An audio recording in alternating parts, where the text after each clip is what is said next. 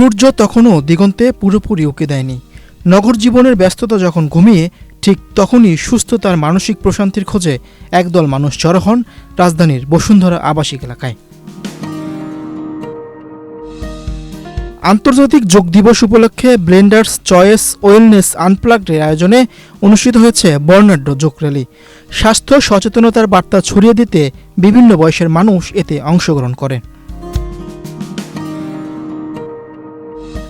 র্যালির পর শুরু হয় যোগব্যায়াম ও মেডিটেশন সেশন।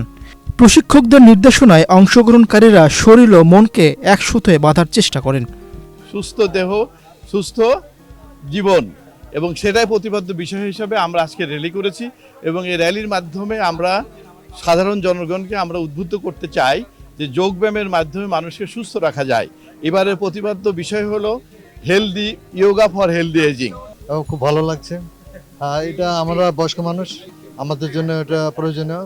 আমরা এটা করার আগে আমার শরীরের যে একটা ছিল, এটা জড়তা একটা ছিল, এই ইয়োগা করার পরে আমি বেশ অনেক ভালো, নিজেকে অনেক ভালো মনে করছি। Optical brighter photo catalyst active granule সমৃদ্ধ বসুন্ধরা পাওয়ার ওয়াশ, ঝলমলে কাপড়ে ফুরফুরে মন।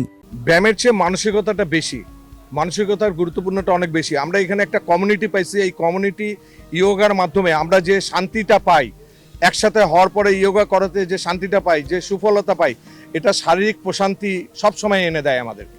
বসুন্ধরা গ্রুপের মাননীয় চেয়ারম্যান মহোদয়কে ধন্যবাদ জানাই, কারণ ওনার আগ্রহে আমরা আজকে এই প্রোগ্রামটা করতে পারছি। একই সাথে আমরা ইসমানীকে ধন্যবাদ জানাই, কারণ আমাদের আজকের প্রোগ্রামের ইসমানী এটা স্পন্সর করেছে। আসসালামু আলাইকুম। আমরা এসেছি বসুন্ধরা ইয়োগা সোসাইটির পক্ষ থেকে। আজকের এই দিনটাকে আমরা সাংঘাতিকভাবে উপভোগ করলাম এবং আমরা বিশ্বের মাঝে ছড়িয়ে দিতে পারি যেন এই আমাদের ইয়োগা গ্রুপকে নিয়ে। ইয়োগা দিবসে আমি বলতে চাই যে আমি ব্যক্তিগতভাবে ঔষধ ছাড়া সুস্থ আছি। আমি আমাদের ইয়োগা সোসাইটি বসুন্ধরার সাধারণ সম্পাদক হিসেবে এই কথাটাই বলবো যে আমরা যারা বসুন্ধরায় বসবাস করি, একটা শেষ পর্যায়ে এসে এখানে বসবাস করি, সবাইকে দাওয়াত দিব যে আমার এখানে পয়সা ছাড়া, ঔষধ ছাড়া সুস্থভাবে বাঁচার জন্য আপনারা মাঠে আসুন, আপনাদেরকে স্বাগতম।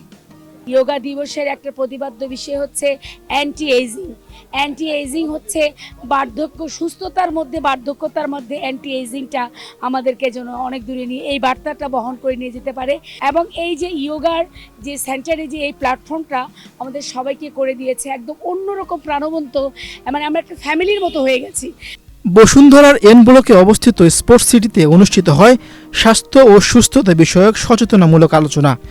বিশেষজ্ঞরা তুলে ধরেন নিয়মিত শরীরচর্চা, মানসিক প্রশান্তি এবং স্বাস্থ্যকর জীবনযাপনের গুরুত্ব।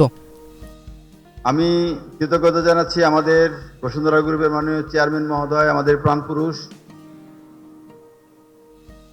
জনাব আহমেদ আকবর সুবহান।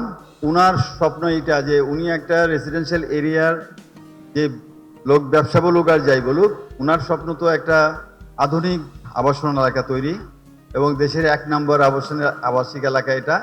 এখানে যেটা কমতি ছিল সেটা হলো স্বাস্থ্য ব্যবস্থা, যেটার জন্য কিন্তু বড় বড় হসপিটাল আছে। বাট এই যে ফিজিক্যাল মেডিসিন হিসাবে যোগব্যায়ামের যে একটা ভূমিকা, এটা কিন্তু উনি ব্যক্তি জীবনে উনি করেন, ওনার আলাদা প্রশিক্ষক আছে এবং উনি এর সুফল জানেন।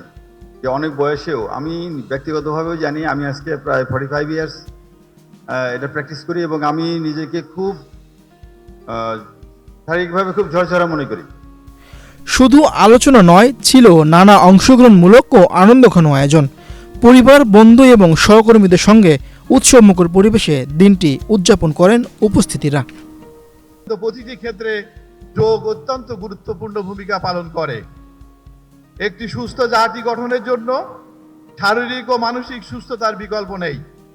আমরা যেন আজকের দিনেই নয়, বরং প্রতিদিনের জীবনে ইয়োগাকে অন্তর্ভুক্ত করি এবং সুস্থ, সুন্দর ও মানসিক সমাজ গঠনে ভূমিকা রাখি।